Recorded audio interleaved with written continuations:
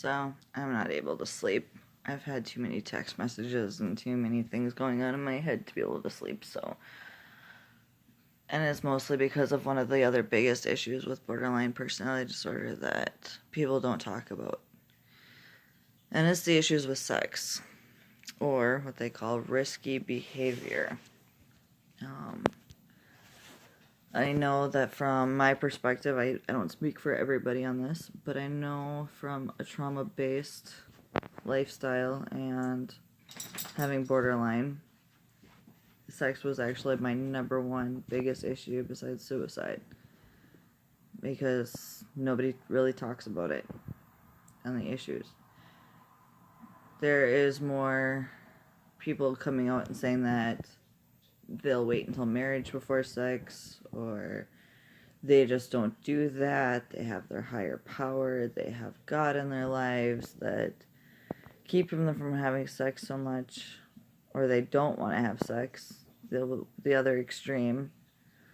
But I don't hear anybody talking about the extreme of sex addiction, of having the issue with risky sexual behavior.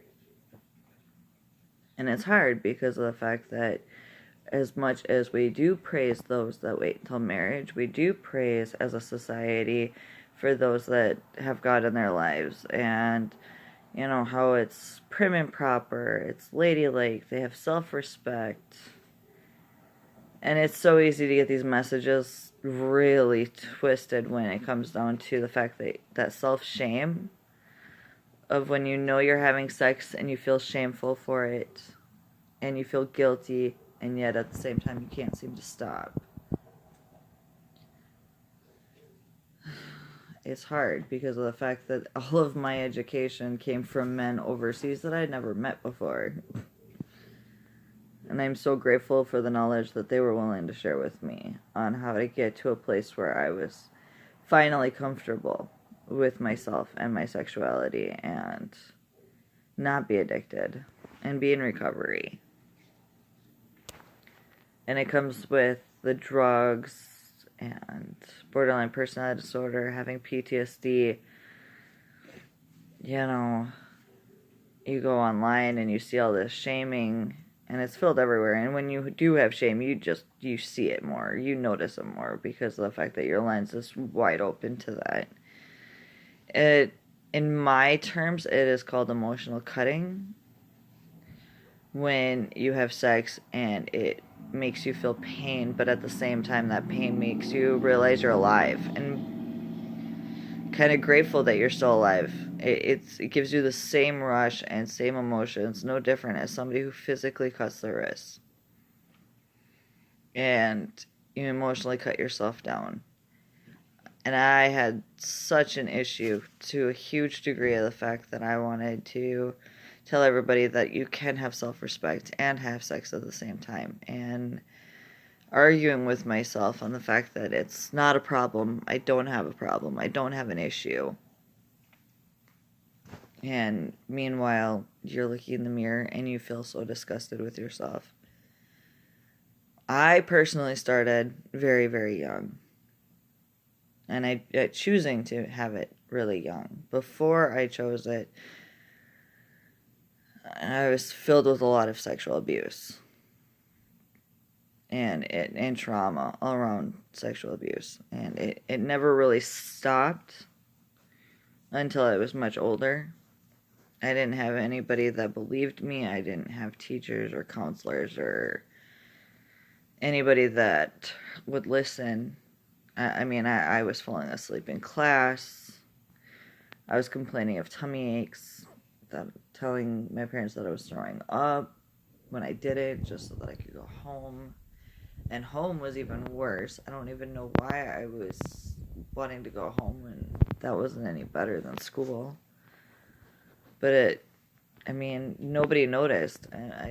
The self-harm,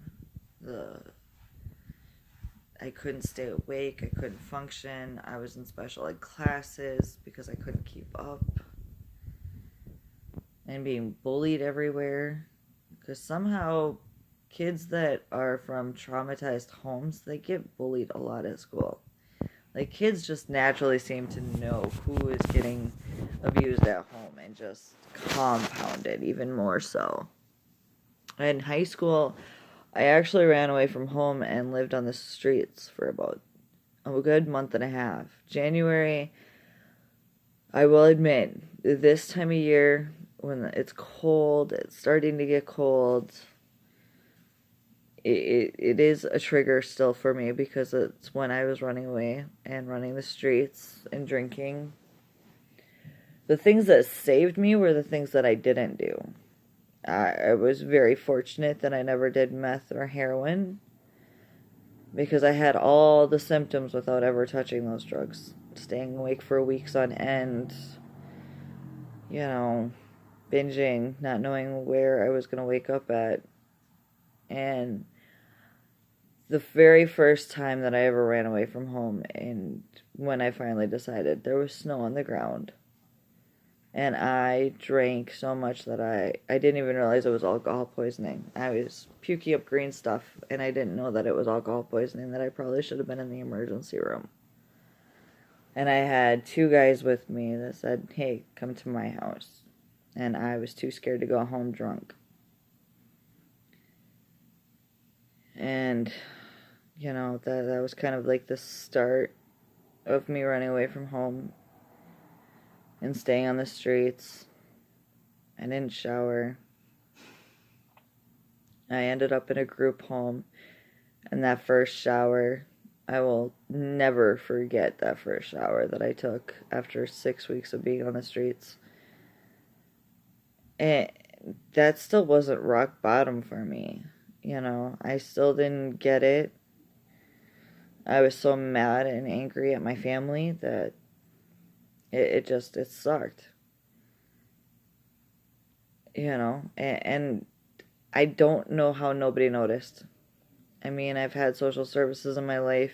They didn't even realize it. Me and my siblings all ran away from home. Here is a 10-year-old, a 7-year-old, a 4-year-old all running down the street, running away with, you know, garbage bags full of clothes. And we ended up surprisingly stopping at a house that was very, very nice people. And they called the cops. And we went to a foster home for 3 days. And they said, oh, there's no problem here, and sent us back home. I mean, in my perspective, I had every single thing, every single symptom of childhood abuse, of trauma, of sexual abuse. And nothing changed, nothing happened, nobody came to my rescue. I was 23 years old after joining the military and coming back home. I was 23 by the time I finally officially left home and was able to get away from the abuse. And I was pregnant with my son.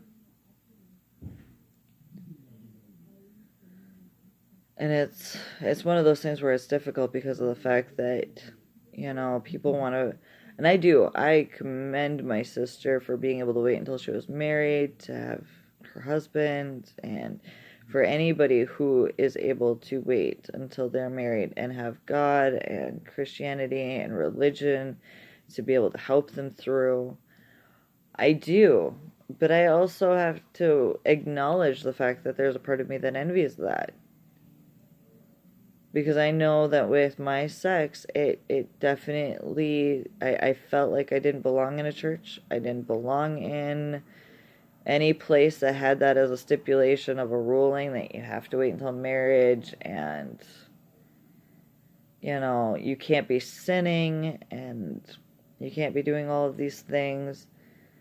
And those messages hit you. Like, when you have that shame and that guilt, some of the messages that you're looking at, I mean, even other women that seem to have it all together, it's hard to trust them, because what if they judge you? What if they look down on you?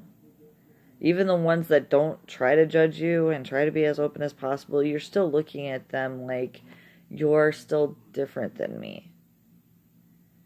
You know, they have the really awesome job, they have their head on their shoulders, they have things going for them, and you're just sitting here comparing yourself to every single person in the room.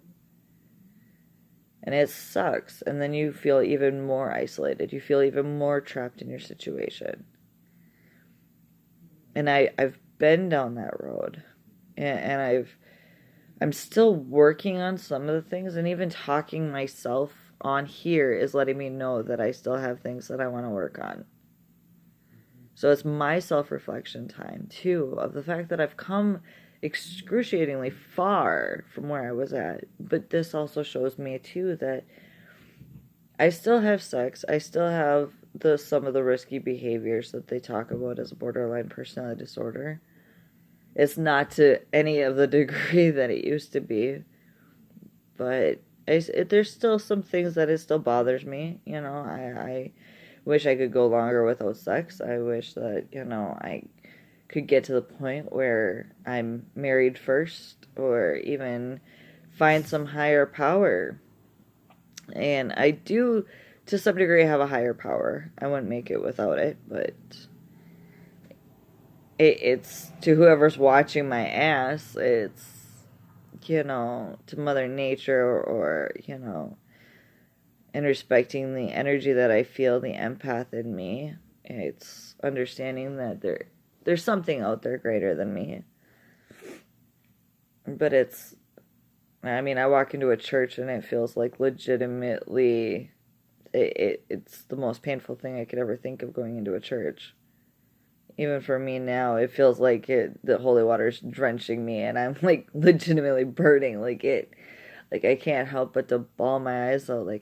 That feeling of self-acceptance, that feeling of needing to be loved for who I am, even with all of my past experiences and everything that I've done to myself.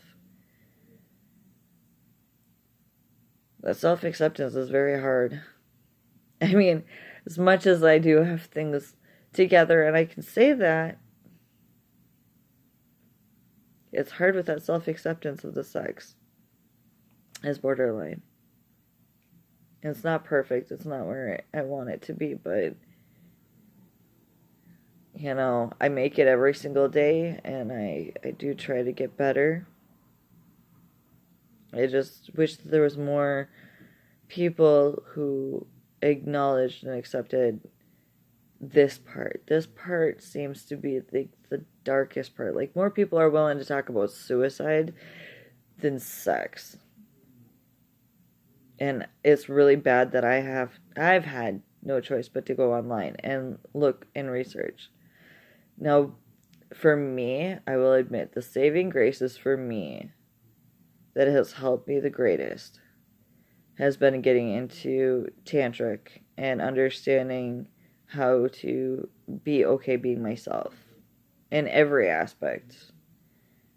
Taking time out for myself, self-care, finding out more about who I am. And instead of having random sex, being able to have that special moment with that person.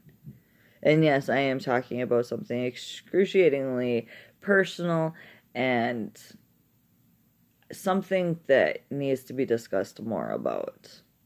And the fact that what will help us get better not having risky behaviors. And I know part of it is the self-worth and the self-respect, the suicidal ideations, the trauma. If you add it all together, it makes perfect sense why I'm having so many issues in the sex department all of my life.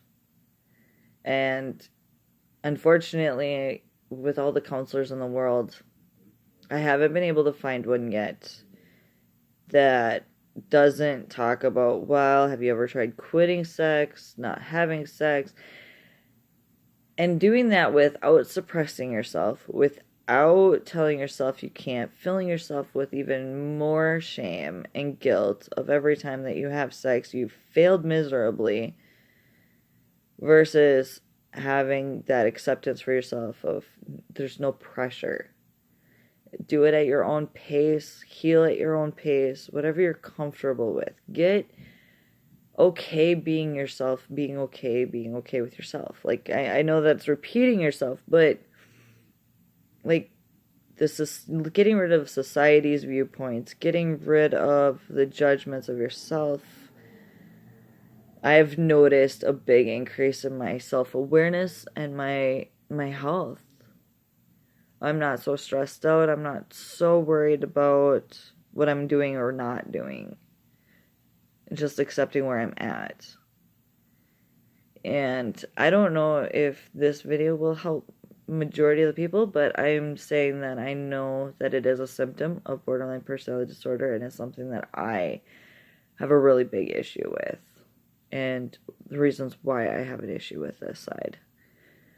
And to bring awareness of the fact that this is just not something that's a casual issue of, well, if you could just love yourself, or if you could just close your legs and not get yourself knocked up, or get yourself pregnant, or, all the things that we say to ourselves all the time, of that shame-based mentality around it.